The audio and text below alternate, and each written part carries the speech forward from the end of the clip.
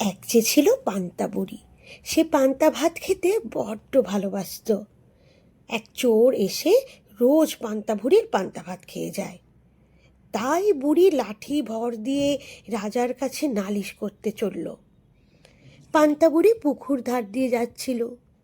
একটা শিঙি মাছ তাকে দেখতে পেয়ে বললে, পান্তা বুড়ি, কোথায় যাচ্ছ? পান্তা বুড়ি বললে, চোরে আমার পান্তা ভাত খেয়ে যায়, তাই রাজার কাছে নালিশ করতে যাচ্ছে। শিঙি মাছ বললে, ফিরে যাবার সময় আমাকে নিয়ে যেও, তোমার ভালো হবে।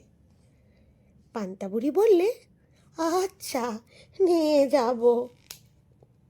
তারপর পান্তা বুড়ি বেলতলা দিয়ে যাচ্ছে। একটা বেল মাটিতে পড়েছিল। সে বললে, পান্তা বুড়ি, কোথায় যাচ্ছ? পান্তা বুড়ি বললে, চোরে আমার পান্তা ভাত খেয়ে যায়, তাই রাজার কাছে নালিশ করতে যাচ্ছে। বেল বললে, ফিরে যাবার সময় আমাকে নিয়ে যেও, তোমার ভালো হবে। পান্তা বুড়ি বললে, আচ্ছা, তাই হবে।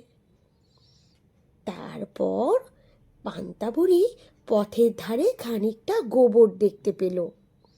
গোবর বললে, পান্তা বুড়ি, কোথায় যাচ্ছ?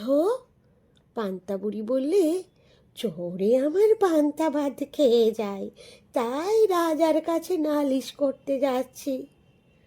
গোবর বললে, ফিরে যাবার সময় আমাকে নিয়ে যেও, তোমার ভালো হবে।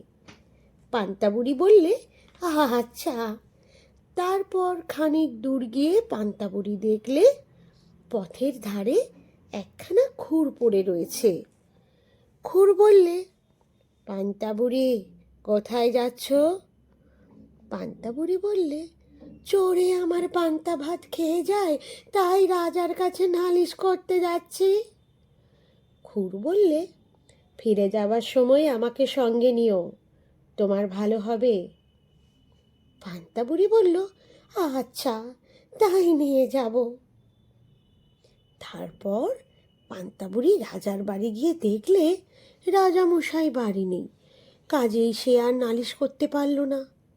বাড়ি ফিরবার সময় তার খুর, গোবর, বেল আর শিঙি মাছের কথা মনে পড়ল।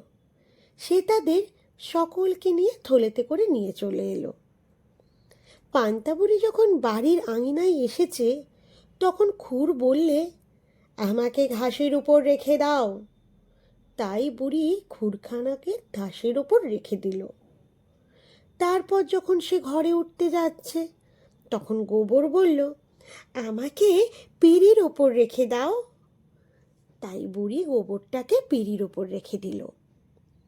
বুড়ি যখন ঘরে ঢুকলো, তখন বেল বললে, আমাকে উনুনের ভেতর রাখো। শুনে বুড়ি তাই করলে। শেষে শিঙি মাছ বললে, আমাকে তোমার পান্তা ভাতের ভেতরে রাখো। বুড়ি তাই করলে। তারপর রাত হলে বুড়ি রান্না খাওয়া সেরে ঘুমিয়ে রইল। ঢের রাত্রে চোর এসেছে। সে তো আর জানে না সেদিন বুড়ি কি ফন্দি করেছে। সে সেই পান্তা ভাতের হাঁড়িতে ভাত ঢুকিয়ে দিল। সেখানে ছিল শিঙি মাছ। সে চোরের বাছাকে এমনই কাঁটা ফুটিয়ে দিল যে তার দুই চোখ দিয়ে জল পড়তে লাগলো। শিঙি মাছের খোঁচা খেয়ে চোর কাঁদতে কাঁদতে উনুনের কাছে গেল। তার ভিতর ছিল বেল। চোর যেই আঙুলে তাক দেবার জন্য উনুনে হাত ঢুকিয়েছে, অমনি ফটাস করে বেল ফেটে তার চোখে মুখে ভয়ানক লাগলো।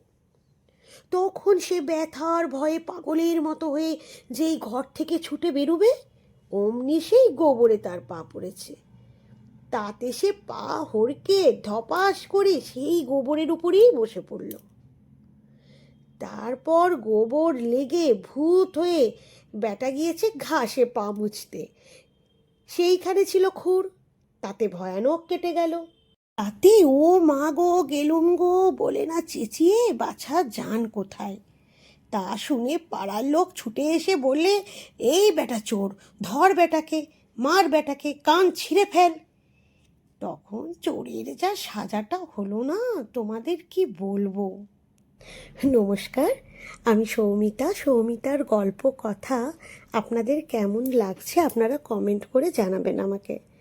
আর আপনাদের যদি ভালো লেগে থাকে আমার চ্যানেলটি সাবস্ক্রাইব করতে ভুলবেন না। ধন্যবাদ।